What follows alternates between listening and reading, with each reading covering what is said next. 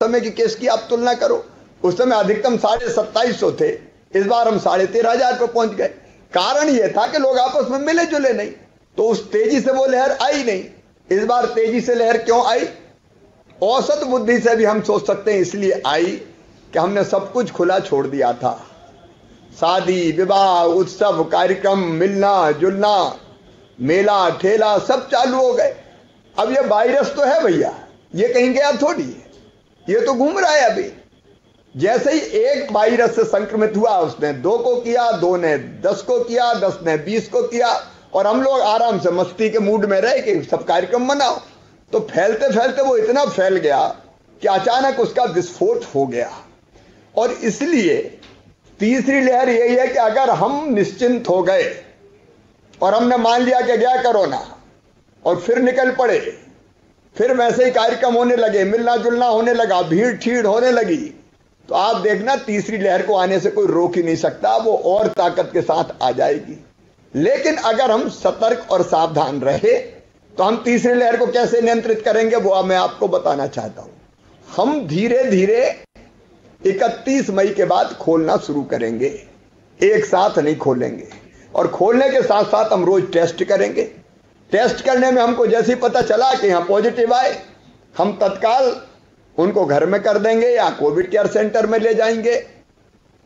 उस गांव में उस इलाके में हम उतने क्षेत्र को माइक्रो कंटेनमेंट का मतलब यह है कि अलग थलग कर देंगे। 2 घर है 4 घर है, हम उनको घेर देंगे भैया, और उनको समझा के भैया 2-4 घर वाले हैं तो यहीं रहे वो कोरोना, आपके जो पेशेंट है उसको हम ले जाएं कोविड केयर सेंटर में और आप सुरक्षित रहो घर पे। वहीं के वहीं हम रोक देंगे उसको। वार्ड में भी हम यही करेंगे, वार्ड में 4 घर हमको दिखे कि ये तो 4 घर अपन घेर देंगे। और उसके साथ करेंगे हम कॉन्ट्रैक्ट ट्रेसिंग का मतलब अगर एक पॉजिटिव निकला तो वो कौन कौन से मिला उन सबके टेस्ट कर लेंगे। तो उससे ये होगा कि जो पॉजिटिव होंगे वो तत्काल सामने आ जाएंगे, अपन इलाज शुरू कर देंगे, तो वो अचानक बढ़ेगा नहीं, विस्फोट नहीं होगा, वो नियंत्रित रहेगा और हम दुनिया भी चला पाएंगे और कोरोना के का नियंत्रण भी बना के रख पाएंगे। अब देखो इंग्लैंड अनलॉक हुआ, आज अगर आपने अखबारों में पढ़ा, अनलॉक होते ही 12% केस बढ़ गए वहां। तो सावधान नहीं रहे तो तीसरी लहर तो आनी है। अब वो लहर कितनी आई है अपन पे निर्भर है। तो हमें अपना व्यवहार संयत रखना पड़ेगा, धीरे धीरे खोलना पड़ेगा, टेस्टिंग करते रहना पड़ेगा, कंटेनमेंट एरिया बनाने पड़ेंगे, वहां लोगों को रोकना पड़ेगा। और कोविड केयर सेंटर कोई नहीं मिटाएगा। जो विधायक साथियों ने भी चालू करे वो भी भैया चलाते रहना। अभी ये 1 आध साल तक बने रहेंगे, अस्थायी बने, उनको भी परमानेंट बरसात के लायक कोई व्यवस्थाएं करनी हो तो कर लो। जो सरकारी बने वो भी चलेंगे, कोई नहीं मिटेगा। क्योंकि ऐसे केस अगर आए तो तत्काल अपन कोविड केयर सेंटर में ले जाएंगे, चाय नाश्ता भोजन दवाई सबका इंतजाम करेंगे। थोड़े थोड़े केस आएंगे, ठीक करके अपन घर भेज देंगे। और इसलिए कोविड केयर सेंटर जारी रहेंगे। जितने भी अस्पतालों में जो वर्तमान व्यवस्था है वो सरकारी और गैर सरकारी, राम राजा की बात आई, हम अलग से बात कर लेंगे। एक बना बनाया हमको एक स्थान मिला है, हम फैसिलिटी जारी रखेंगे। तो सरकारी अस्पतालों की सब सुन लें, जितनी सुविधाएं वो जारी रहेगी। नंबर 1, प्राइवेट फैसिलिटी जारी रहेगी, कोविड केयर सेंटर खुले रहेंगे। और उसके साथ साथ हम अगर ज्यादा केस आए तो तीसरी लहर की तैयारी के लिए जिला अस्पताल, यहां के बुंदेलखंड मेडिकल कॉलेज, फिर जिला अस्पताल, फिर जिला अस्पताल के साथ साथ सामुदायिक स्वास्थ्य केंद्र सिविल अस्पताल, और उसके साथ साथ कोविड केयर सेंटर, ये आपके प्राथमिक स्वास्थ्य केंद्र, इन सब में तैयारी जारी रखेंगे।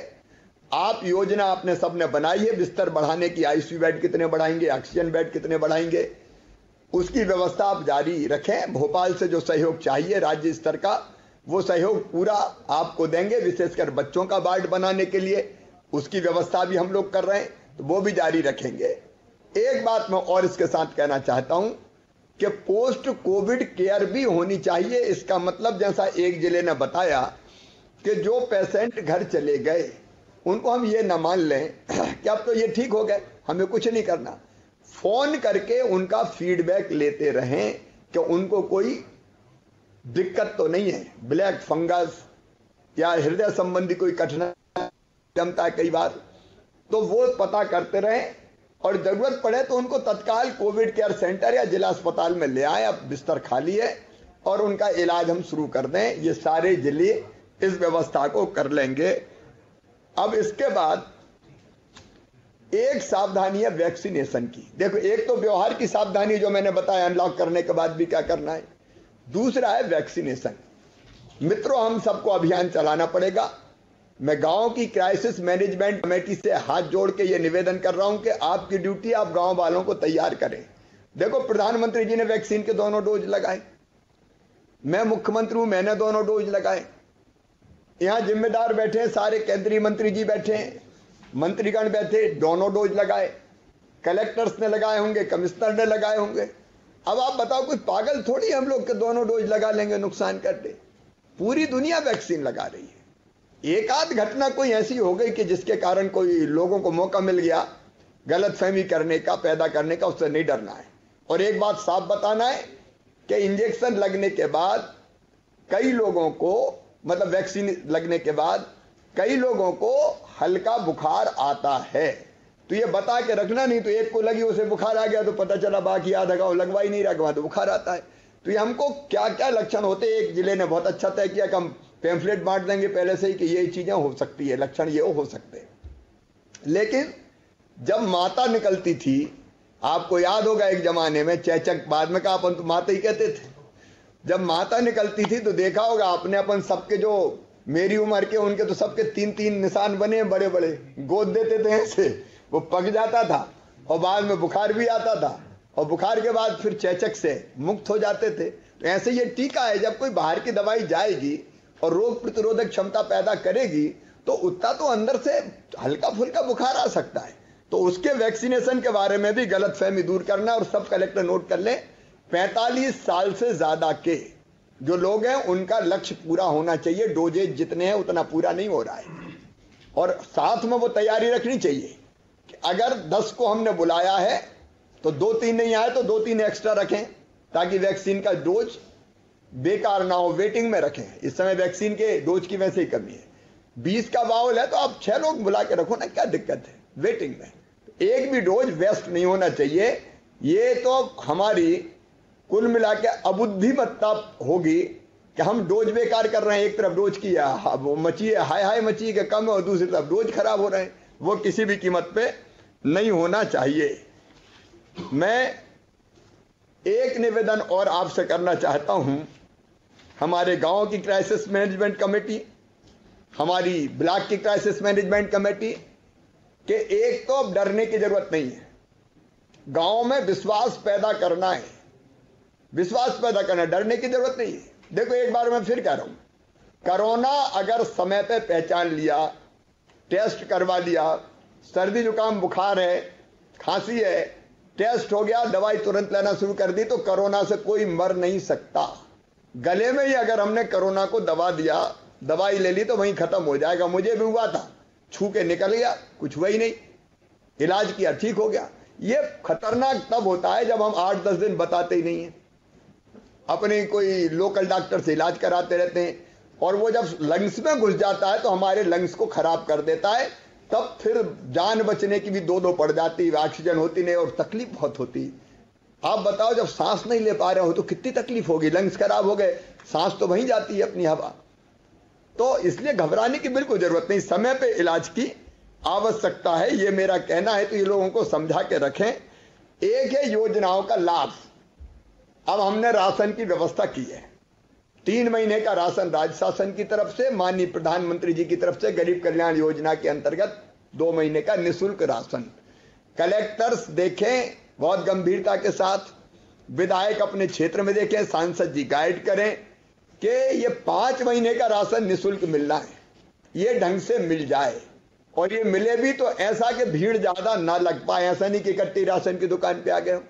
गांव की क्राइसिस मैनेजमेंट कमेटी इसकी व्यवस्था बनाते कि आज कितने लोग राशन लेंगे, लेकिन राशन की कालाबाजारी ना हो, कोई वंचित ना रहे। इसमें 24 नई श्रेणियां जोड़ के हमने ये सुनिश्चित कर दिया है कि कोई भी जरूरतमंद गरीब भाई बहन नाम ना हो तो भी वो राशन से वंचित नहीं रहेगा, क्योंकि थोड़े कष्ट का समय है।